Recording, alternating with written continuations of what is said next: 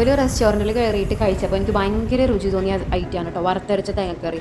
നല്ല കറുത്ത കളറിലാണ് കറി ഉണ്ടായിരുന്നത്. അതൊക്കെ കണ്ട് ഞാൻ പരീക്ഷിക്കാൻ നിന്നതാണ്, കാരണം ഇന്നും നമ്മൾ ഒരേ തരത്തിലുള്ള വെക്കുന്നത്. അപ്പോൾ ഇത്തിരി വെറൈറ്റി ആയിക്കോട്ടെ എന്ന് വിചാരിച്ചു. പക്ഷേ എൻ്റെ പരീക്ഷണം അത്ര വിജയകരമായില്ല.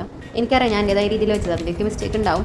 അപ്പോൾ വറുത്തരച്ച കറിക്ക് ഞാൻ ആദ്യം തേങ്ങ ജസ്റ്റ് ഒന്ന് വറുത്തെടുത്തിട്ട് അതിൽ ആ ഒരു ഉരുളിയിൽ തന്നെ കുറച്ച് വെളിച്ചെണ്ണ വെച്ച് സവാള ഇട്ട് വഴറ്റാട്ടൂട്ടാ. പിന്നെ പച്ചമുളക്, നമ്മൾ സാധാരണ ചിക്കൻ കറിക്ക് ഉപയോഗിക്കുന്ന ഐറ്റംസ് ഒക്കെ തന്നെ, വേറെ എക്സ്ട്രാ ഒന്നും ഞാൻ ആഡൊന്നും ചെയ്തില്ല. ആകെ ചെയ്ത വ്യത്യാസം ഈ തേങ്ങ വറുത്ത് അരച്ചൊഴിക്കാമെന്നുള്ളത് തന്നെയായിരുന്നു. പിന്നെ ഇഞ്ചി വെളുത്തുള്ളി അതൊക്കെ നന്നായി മസാല വഴറ്റി കഴിയുമ്പോൾ കുറച്ച് മുളക് പൊടിയും മല്ലിപ്പൊടിയൊക്കെ ചേർത്ത് ഞാൻ വഴറ്റിയെടുത്തു നല്ല രീതിയിൽ. സാധാരണ എനിക്ക് തോന്നുന്നത് തേങ്ങ വറുത്തരച്ച കറിയിൽ തേങ്ങയുടെ കൂടിയാണ് ഈ മുളകും മല്ലിയൊക്കെ ചേർക്കേണ്ടത്. എനിക്കത് താല്പര്യമില്ല, അതിനൊരു സ്മെല്ല് വ്യത്യാസം വരുമോ എന്നൊക്കെ വിചാരിച്ചാണ് ഞാൻ അങ്ങനെ ചെയ്യാനേ. എന്തായാലും കറി ഫ്ലോപ്പായി കിട്ടി, പ്രതീക്ഷ അത്രയൊന്നും ഉണ്ടായില്ല. ലാസ്റ്റ് ഈ മസാല ഒക്കെ വഴന്നു വന്നപ്പോൾ നമ്മൾ സാധാരണ ചെയ്യുന്ന പോലെ തന്നെ ഞാൻ ചെയ്തത്, മുളക് പൊടിയും മല്ലിപ്പൊടിയും ഇട്ടിട്ട് നല്ല രീതിയിൽ മാറ്റിയെടുത്ത് ഞാൻ പിന്നെ ഈ കയ്യിലിങ്ങനെ വെച്ചിട്ട് പോകുന്ന നോക്കണ്ട കേട്ടോ, അടുത്ത എന്തെങ്കിലും സാധനം എടുക്കാൻ വേണ്ടി പോയിരിക്കും ഇൻഗ്രീഡിയൻസ്. എൻ്റെ ജോലി ഇതാ, അടുപ്പത്തെല്ലാം സവാള വാട്ടാട് ഇട്ടിട്ടായിരിക്കും ഞാൻ ചിലപ്പോൾ അടുത്തടുത്ത കാര്യങ്ങൾ എടുക്കാൻ പോവുക. ചിലപ്പോൾ ഞാൻ ഇഞ്ചിയും വെളുത്തുള്ളി നന്നാക്കുന്ന ആ ടൈമിലായിരിക്കും, അല്ലെങ്കിൽ ഇറച്ചി കഴുകാൻ പോകുന്നത് ആ ടൈമിലായിരിക്കും. അങ്ങനെയൊക്കെ അഡ്ജസ്റ്റ്മെൻറ്റിലാണ് എൻ്റെ പണി മുന്നോട്ട് പോകുള്ളൂ. അതിനുശേഷം ഞാനെന്ത് ചെയ്തു, ആ തേങ്ങ അരച്ചതും കൂടി ചേർത്ത് ജസ്റ്റ് തിളച്ച് വന്നപ്പോൾ ചിക്കൻ ഇട്ട് വേവിച്ചിട്ടോ.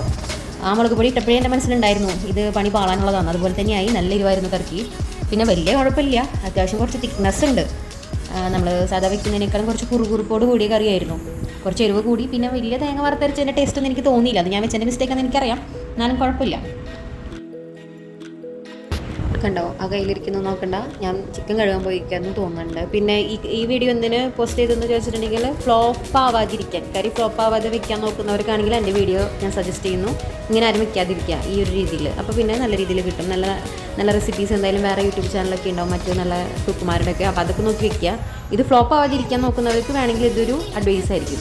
ഓക്കെ, അപ്പോൾ അതിന് വേണ്ടി മാത്രം ഞാൻ പോസ്റ്റ് ആക്കിയതാണ്. ഞാൻ പിന്നെ തേങ്ങ ഒഴിച്ചിട്ട് ജസ്റ്റ് ഒന്ന് തള വന്നപ്പോഴാണ് ചിക്കൻ ഇട്ട് കൊടുത്തത്. പിന്നെ അത് വറുത്തരച്ച കറിയുടെ യാതൊരുവിധ ടേസ്റ്റ് എനിക്ക് തോന്നിയില്ല, അത് മാത്രമേ ഉള്ളൂ, വേറെ കുഴപ്പമൊന്നുമില്ല. അത്യാവശ്യം നമുക്ക് കഴിക്കാനൊക്കെ പറ്റും. ആ ഒരു അവസ്ഥയിലാണ് എനിക്ക് കിട്ടിയത് കേട്ടോ.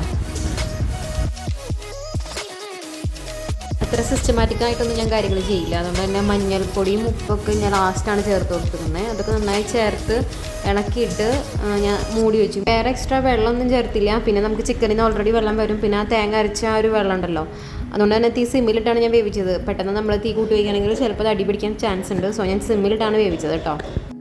ചിക്കൻ കറിക്ക് മീൻ കറിക്കൊക്കെ ഒരു സ്പെഷ്യാലിറ്റി ഉള്ളത്, അത് വേവിച്ച് കഴിഞ്ഞാൽ അപ്പം തന്നെ എടുക്കണേലും കുറച്ചുകൂടി ബെറ്റർ. അതൊന്ന് ചൂടാറി അതിൻ്റെ നീരാവിക്ക് പോയി കഴിഞ്ഞാൽ എടുക്കുമ്പോഴാണ്. അപ്പോൾ ആ കറിക്ക് ഒന്നും കൂടി ജസ്റ്റ് ഒന്ന് നാളികേരപ്പാൽ പിന്നെ മീൻ കറിക്കാണെങ്കിൽ ഒരു കുറുകുറുപ്പ് ഉണ്ടാവില്ലേ.